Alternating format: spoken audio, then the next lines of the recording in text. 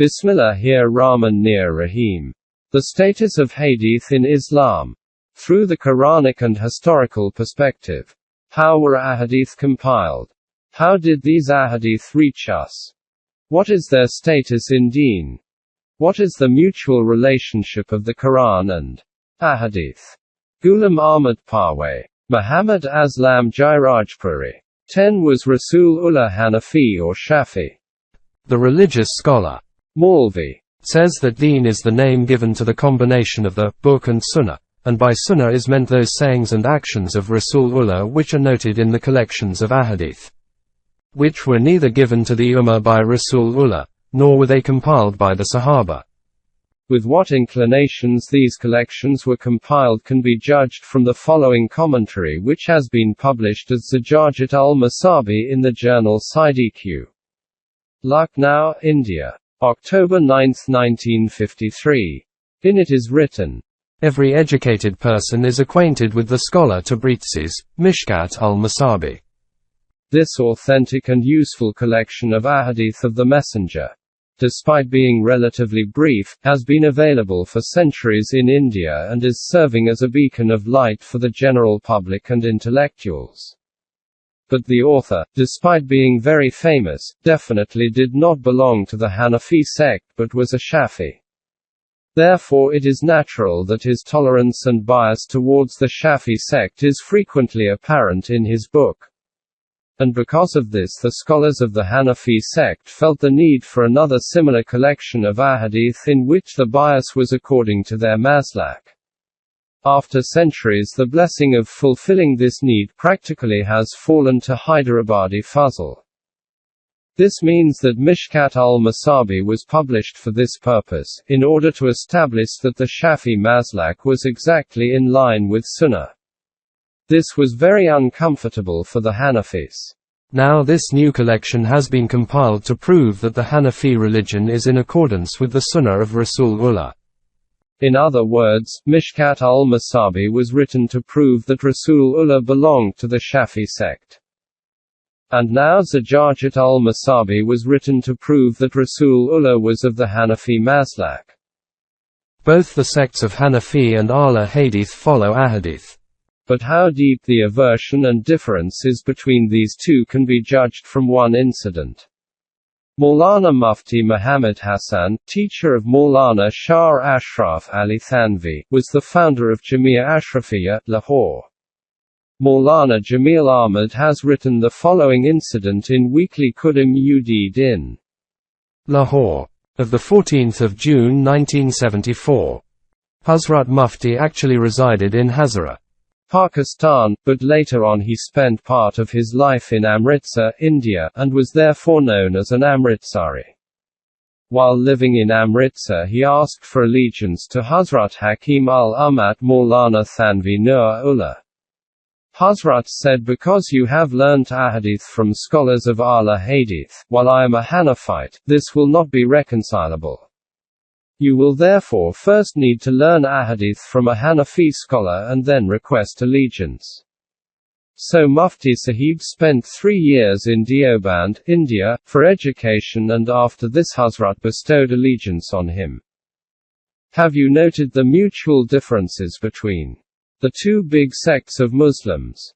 Those who follow Ahadith, i.e., if an individual learns Ahadith from a scholar of Ahl Hadith, then a Hanafi scholar does not allow allegiance to him until he learns Ahadith from a Hanafi scholar.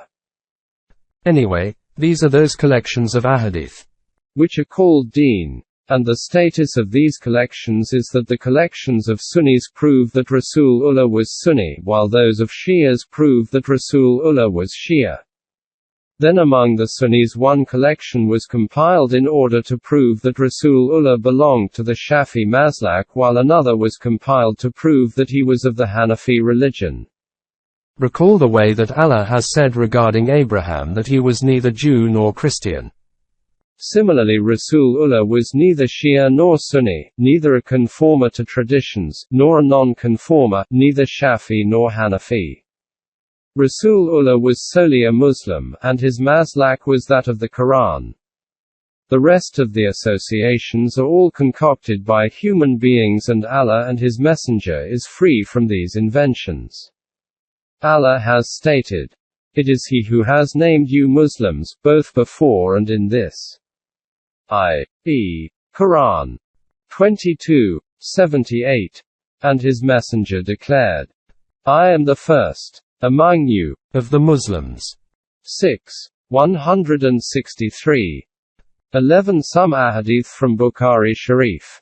We have already written that there are such narrations present in our collections of ahadith which can never in any way whatsoever be attributed to Rasulullah. You have already seen some examples of these kinds of narrations in previous pages. In this chapter we wish to quote some narrations of this type taken from Bukhari Sharif. The significance of the collection of ahadith of Imam Bukhari is that it is considered the most trustworthy of all the Sahih Sitta, the 6 collections of ahadith, and it is called the real book after the Book of Allah, i.e. the most accurate book under this heaven after the Quran. At this point it is necessary to reiterate that the belief about ahadith is, after research and established outcome, the exact status of ahadith is the same as that of the Holy Quran. And in fact its denial has the same effect on Iman and truthfulness as that of denial of the Holy Quran. Denial of those ahadith which are proved true according to rules of authenticity and according to the opinions of the Imams of Sunnah is kufr and equivalent to exclusion from the Ummah. A little further it is written, "Angel Gabriel used to descend with both the Quran and the Sunnah and used to teach Sunnah to the Messenger just like the Quran." From this, we do not accept any differentiation in the revelation. Hence according to these scholars both the Quran and ahadith are revealed by Allah. In denial, i.e. to consider that it cannot be from Rasulullah, of any one of those ahadith which are declared authentic by the Imams of Sunnah, is kufr. Those ahadith which have been declared authentic by the Imams of Sunnah are noted in Bukhari and Muslim.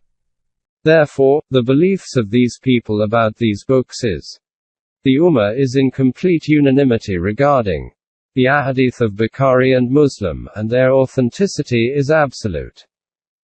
After this brief introduction, let us see what kinds of ahadith are in Bukhari Sharif. The denial of any one of which excludes a Muslim from Islam according to these people. The Urdu translation of Bukhari Sharif has been published in 3 volumes by Nur Muhammad Karkhana-e-Tijarat-e Kutab, Karachi. We have quoted all these ahadith word for word from this book and have also provided a reference for every hadith. In the quoted references the page number is given first and then the hadith number. For example, 129 473 means page 129 and hadith number 473. Now let us look at some ahadith as examples. 11.1 About the messengers of Allah. 11.1.1 The stone that took the clothes and ran away. Abu Huraira quotes Rasulullah as saying said that Bani Israel used to bathe naked and used to look at one another, whereas Moses used to bathe alone. Bani Israel said, "By Allah, there is nothing which is preventing Moses from taking a bath with us except that he is suffering from fatigue." By chance one day Moses started to take a bath and left his clothes on a stone, and the stone grabbing his clothes, started to run away. Moses chased after it, crying, "O stone! Return my clothes! O stone! Return my clothes!" Till Bani Israel looked towards Moses and said, "By Allah, Moses has no disease," and the stone stopped. And Moses took his clothes and started beating the stone. Abu Huraira says that I swear by Allah this stone still has 6 or 7 marks. Because of the beating by Moses. 11.1.2 A slap on the face of the angel of death. Hazrat Abu Huraira says that the angel of death was sent to Moses. When he arrived, Moses gave him such a slap that it burst one of his eyes. And he went back to his sustainer and stated, "You have sent me to such a servant who does not want to die." Allah restored his eye and commanded him to return to Moses and ask him to put one of his hands on the back of a bull. Whatever numbers of hairs are covered by his hand, he will be given a year of life for each hair. So the angel came to Moses and conveyed this message of Allah to him. He said, "O Sustainer, when those years pass, what will happen?" Allah replied, "Then death will come." He said, "Then let it be now," and he prayed to Allah to keep him only a stone's throw from the Holy Land. Rasulullah, after relating all this, further said that had I been at that place, I would have shown you the grave of Moses on the path near the Red Mound. 11.1.3 Visiting 100 women. Lais says that Ja'far bin Rabia quoted Abdur Rahman bin Harmaz to me, stating that I heard Hazrat Abu Hurairah quoting Rasulullah relating that one day Sulaiman bin Daud, the messenger, said that tonight I will go to 100 women or 99 women, and all the women will each give birth to one horseman who will do jihad in the path of Allah. One of his companions told him, "Say Inshallah," but he did not say Inshallah. And among them only one woman became pregnant, and even she only gave birth to half a child. I swear by he in whose hands is Muhammad's life, that had he said Inshallah, then all the women would have given birth to children, and without doubt all would have been horsemen and done jihad in the path of Allah. 11.1.4 Circumcision of Abraham. Hazrat Abu Hurairah states that Rasulullah said that Abraham circumcised himself using a pasola. At this time he was 80 years old. 11.1.5 The Lies of Abraham. Hazrat Abu Hurairah says that Rasulullah said that Abraham never lied apart from 3 times. Twice he did so for the sake of Allah, i.e., when he said, "I am ill," and when he said, "I have not done this but the biggest idol among them has done this." This was for Allah. And Rasulullah related that one day he, Abraham, was going somewhere with his wife Sarah when they passed by a cruel king. Someone told the king that a man has come here with a woman who is among the beautiful people. Thus this cruel king sent a man to him who asked Abraham regarding Sarah, as to who she was. Abraham said that she is my sister. And then Abraham went to Sarah and said, "O Sarah, there is no moment except me and you on planet Earth. This cruel king asked me about you and I told him that you were my sister. Now do not falsify me." And then this cruel king summoned Sarah, and when she reached him, he went to put out his hand towards her and suffered a convulsion. He asked Sarah to pray to Allah for him, and "I will not harm you now." So she prayed to Allah and he recovered. He again tried to grab her, and again he suffered in the same way, in fact even more so. And then he asked Sarah, "Pray to Allah for me and I will not now cause any harm to reach you." So she prayed for him and he got well. So he called one of his courtiers and said, "You have not brought a human being to me but have brought a Satan." And then he gave Hajira to Sarah for her service. Then Sarah came to Abraham, who was standing reading namaz. Abraham signaled to her with his hand to ask what had happened. Sarah said, "Allah has buried the deception of the kafir in his chest. And he has given Hajira for our service." After narrating this hadith, Hazrat Abu Hurairah used to say, "O sons of the heavenly waters, this is your mother." 11.1.6 Kill the lizard. There is a narration from Hazrat Sharik that Rasulullah ordered the killing of a lizard and stated that she used to ignite fire on Abraham. 11.1.7 The height of Adam. Hazrat Abu Hurairah quotes from Rasulullah that he said that when Allah created Adam, his height was 60 yards. And Allah asked him to go and say salam to these angels and then listen to what they reply. That will be the salam of you and your progeny. Sir Adam said, Assalamu alaikum. The angels replied, Assalamu alayka wa rahmatullah, and added rahmatullah. So whatever individual enters paradise will be in the form of Adam. And then gradually the height kept reducing till today. 11.2 How namaz Prayers became mandatory. Ibn Hazm says, and Uns bin Malik narrates that Rasulullah said that, on the night of Ascension, Shab-e-Miraj, Allah made 50 prayers obligatory on me. While returning with this command, I passed by Moses. Moses asked, what has Allah made obligatory for your ummah? I told him, he has made 50 prayers obligatory on them. Moses said, go back to Allah, as your ummah does not have this much strength. So I returned and entreated Allah, and so he reduced one part of it. Then I returned to Moses and he said to go back again to Allah, and I did so. And so Allah reduced it by another part. And then I returned to Moses and explained to him, and he again said to return to Allah because your ummah does not possess this strength. So I again returned to Allah and entreated. And Allah said, now 5 prayers have been ordained, and in the case of sawab, reward, they will be the equivalent of 50. And my command is immutable.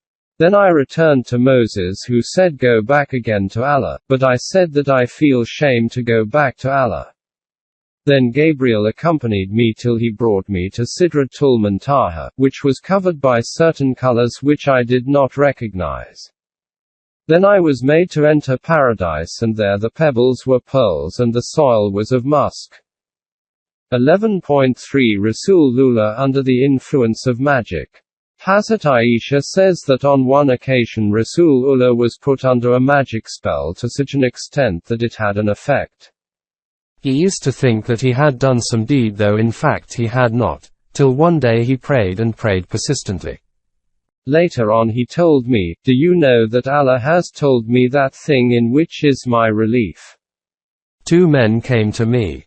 Of them one sat by my head and the other by my feet. Then one of them said to the other, what is the nature of this man's ailment?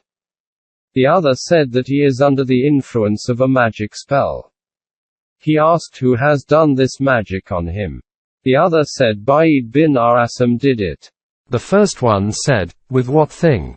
The other said, using a comb, cotton wool and the skin of a wet date. The first one asked, where are these? The other said, in a well called Doran. So Rasulullah headed there, and on return told Hazrat Aisha that the trees around the well were like heads of devils. Hazrat Aisha says the thought occurred to me that this will cause mischief and talk of magic will spread among the people. After this the well was closed off. 11.4 Rasulullah and his virtuous wives. Uns bin Malik says that Rasulullah used to managed to visit all 11 of his wives in the duration of one day and night. Qatada says that I said to Uns that did he, Rasulullah, have enough strength for them all? He said yes, and in fact we used to say that he had been given the strength of 30 men. And said has quoted from Qatada that Uns mentioned 9 wives to him. 11.5 Copulation during menstruation. Hazrat Aisha says that Rasulullah and I used to bathe using one vessel. And we would both feel the urge, and Rasulullah would order me, and I would proceed to wear an underdress, and then he would copulate with me. During the days of Itkaf, Rasulullah would stick out his head towards me and I used to wash it even when I was menstruating. Hazrat Aisha says that Rasulullah used to copulate with me though I was menstruating. And he would put out his head from the mosque, while in itkaf, and I would wash it, though I was menstruating. Hazrat Aisha says that if any among us of his wives was menstruating, and Rasulullah wished to copulate with her, he would command her to put on an underdress and then he would copulate with her. Aisha said, who among you can control his need more than Rasulullah? Hazrat Aisha says that with Rasulullah, if any of his wives did itkaf with him, if she noted the discharge of any blood while saying prayers, a dish would be kept under it. 11.6 During fasting. Hazrat Aisha says that while fasting Rasulullah used to kiss his wives and used to copulate. But compared to anyone else, he had the most control over his desires. Abu Bakr bin Abdur Rahman says that I went with my father to Hazrat Aisha. She said that I can state with absolute surety that Rasulullah, following sexual intercourse, not wet dream, would not bathe till the morning used to come. And then he would keep a fast that day. After that we went to Hazrat Salma. She also said the same. Abu Jafar says that I asked Abu Abdullah that if someone breaks a fast will he give kafara? Atone. Like the one who has copulated. He said no. Do you not look at the ahadith? The words are clearly present in lam yujsihi wa in Sam al-Dara. 11.7 About the Sahaba. 11.7.1 The Sahaba became renegades. Allah forbid. Hazrat Ibn Abbas refers to Rasulullah that he said that you people will be gathered barefoot, naked and uncircumcised, and on the day of judgment Abraham will be the first one to be clothed. And that day, some of my Sahaba to my left will be headed towards hell. I will say, but these are my companions. Then Allah will declare these people reverted to their previous deen since the time you parted from them. Then I will say, as a pious man, like Jesus said, Wa kunto ilayhim shahidan ma dumto fihim. 5. 117. 11.7.2 Cleanliness. Massa and Marvan relate that Rasulullah went out during the days of Hudaybiyah and then they narrated a full hadith and in it was even this that every time Rasulullah spat, it would land on the hand of some person who would rub it over his face and body. 11.8 About women. 11.8.1 Our Azl. Withdrawal. There is a narration from Hazrat Abu Sa'id Khadri that one day when he was sitting with Rasulullah he said that we copulate with the women we capture in jihad. But since we want to sell them we do not want them to become pregnant. So what is your advice regarding our azl? Rasulullah replied, do you people do this? There is no compulsion on you if you do not do it. Ibn Maris says that I have seen Abu Sa'id, and I once asked him something and he said that during the battle of Bani Mustalik we accompanied the messenger. We found some prisoners among the Arab prisoners. Then we desired women and were overwhelmed by tajarud, sexual urge, and we wished our azl. So we asked Rasulullah regarding this. He said that if you do not do this there will be no harm to you, because whoever has to be born in this world till the day of judgment will be born. 11.8.2 Besides genitals. Atta says there is no objection if an individual copulates with his pregnant slave woman outside of her genitals. 11.8.3 Mutar. Abdullah bin Mas'ud narrates that we were with Rasulullah in jihad and we did not have women with us. And it was difficult to tolerate separation from women because of heat and energy.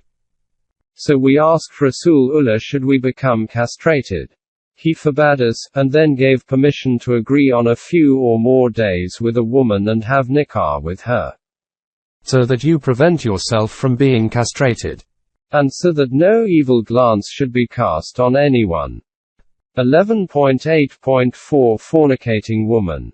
Hazrat Abu Hurairah narrates that Rasulullah said that in times past, a woman called out to her son, even though her son was saying prayers in his worship room. This woman said Jarij. And the boy said to himself, O Allah! What should I do now? My mother is calling to me. If I do not reply, she will be angry, and if I speak, my namaz will be wasted. Then his mother called to him again, O Jarij. This boy said to himself, O Allah! What should I do? My mother is calling me. If I do not reply this will displease her, and if I speak my namaz is lost. Then for a third time, his mother called, O Jarij. Again he thought to himself, O Allah, what should I do? If I do not speak, my mother will be unhappy, and if I speak, my namaz is lost. But when after the third time, he did not respond, his mother became angry and said, O Allah! Death should not come to Jarij till he sees a fornicating woman. There was a shepherdess who used to graze her goats near his place of worship. She gave birth to a child. She was asked, whose child is this? She replied, Jarij's. He stepped out of his place of worship and shared a bed with me. People went to Jarij and questioned him about this event. Jarij replied, Where is that woman who says that her child is mine? People brought the woman to Jarij. Jarij said to this child, O Babos! Who is your father? He replied, A goat herd. Hence in this way the prayer of Jarij's mother became true, in that Jarij had to see the face of a fornicating woman.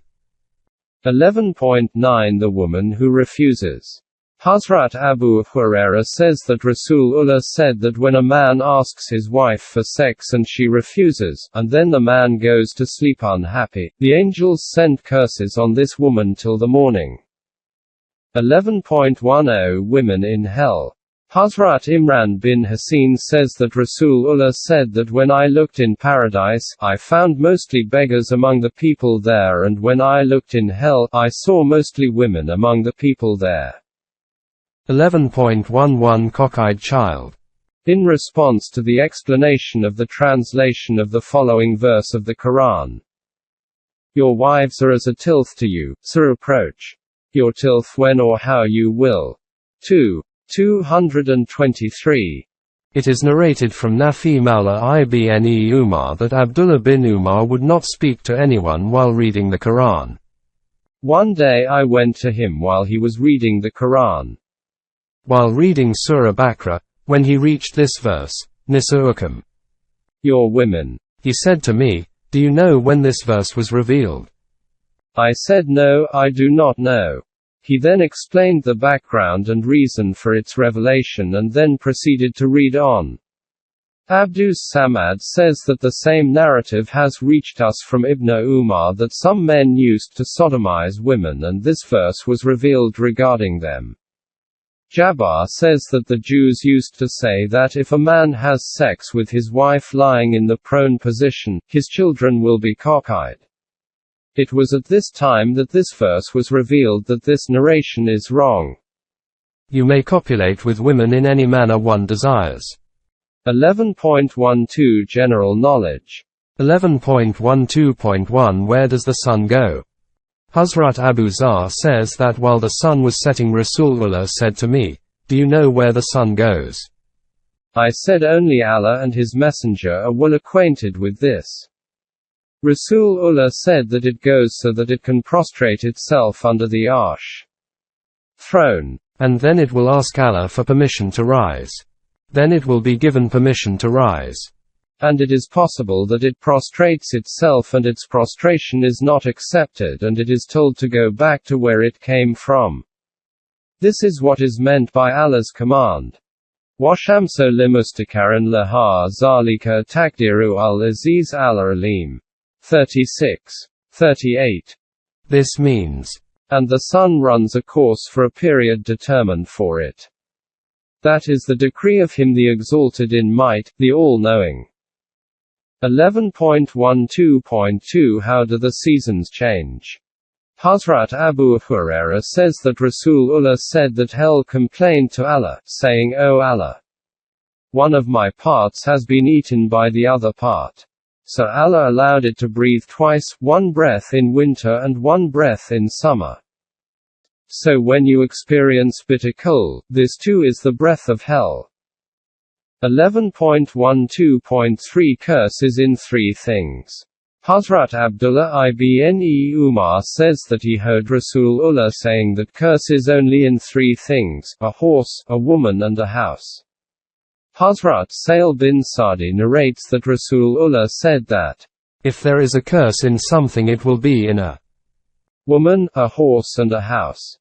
11.12.4 The Bull speaks. Hazrat Abu Hurairah quotes from Rasulullah that he said that a man was riding on a bull. That bull turned to the man and said that I was not born for this purpose, I was born for farming. After relating this incident, Hazrat Abu Huraira said that I believe in this incident, and Hazrat Abu Bakr and Hazrat Umar also believe it. A wolf seized a goat and was chased by the shepherd. The wolf said that this time you have retrieved it, but tell me who is going to be the protector of the goat on the seventh day. On that day there will be no shepherd other than myself. After relating this incident, Hazrat Abu Huraira said that I believe in this incident, and Hazrat Abu Bakr and Hazrat Umar also believe it. Rasulullah also gave affirmation on behalf of Abu Bakr and Umar, though they were not present at that time. 11.12.5 Satan farts. Hazrat Abu Huraira says that Rasulullah said that when the azan for namaz is announced, call to prayer, then Satan turns his back and runs away farting, till he can no longer hear the azan. And when the muezzin, the one who announces the azan, becomes silent, Satan comes in front again. And when the takbir, azan before the start of the prayer, is said, again turning his back he runs away. And when the person saying takbir becomes silent, then Satan again comes in front and is with a man saying his namaz. Satan says to him to try and remember that thing which he could not remember, to such an extent that he forgets how much prayer he has said. Abu Salma says that when any one of you faces such a situation, he should perform 2 prostrations of sahv. Additional prostrations for making a mistake. Abu Salma heard this from Hazrat Abu Huraira. 11.13 Salvation from punishment. 11.13.1 Reduction in punishment. Ibn Abbas says that Rasulullah went into some garden among the gardens of Mecca or Medina where he heard the voices of 2 persons who were being subjected to torture in the graves. Then Rasulullah said that these 2 are being subjected to torture, and it is not a very big thing for which they are being tortured. Then he stated, yes, one of them did not protect himself from his urine and the other indulged in backbiting. And then Rasulullah asked for a branch and broke it in 2 pieces and placed one on each grave. He was asked, O Rasulullah, why did you do this? He replied that I hope that until the time that these branches dry out, the punishment of these 2 will reduce. 11.13.2 Paradise in spite of fornication. Hazrat Abu Zar relates that Rasulullah said that one of my visitors came from Allah and gave me the glad tidings that whoever from among my ummah dies in such a state that he does not equate anyone with Allah, he will be in paradise. I asked, even if he had been a fornicator and had committed theft. Rasulullah said even if fornicated or thieved. 11.13.3 If you do not commit a sin then. At this point let us look at a hadith quoted from Sahih Muslim. This hadith has been quoted by Maulana Abu al-Kalam Azad in his translation and tafsir of the Quran.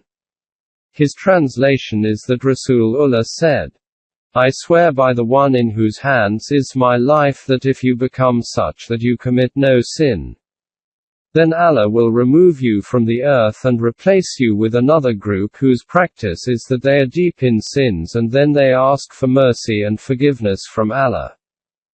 11.13.4 Bani Israel are mice. Hazrat Abu Huraira relates that Rasulullah said that a group of Bani Israel became lost and it is not known what happened to it.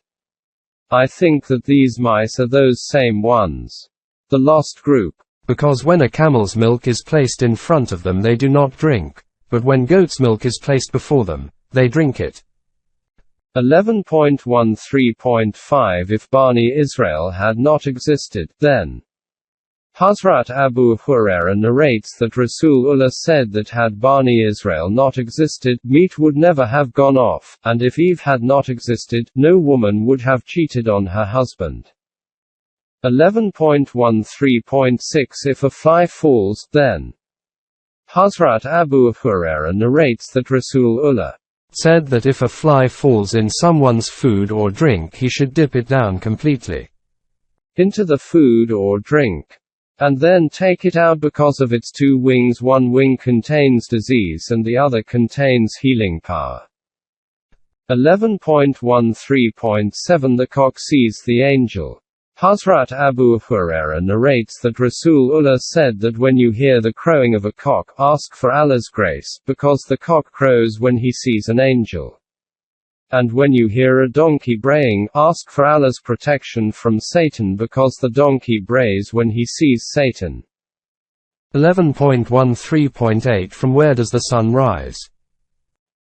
Hazrat Ibn Umar says that Rasulullah said that you should not let the time of sunrise and sunset come while praying.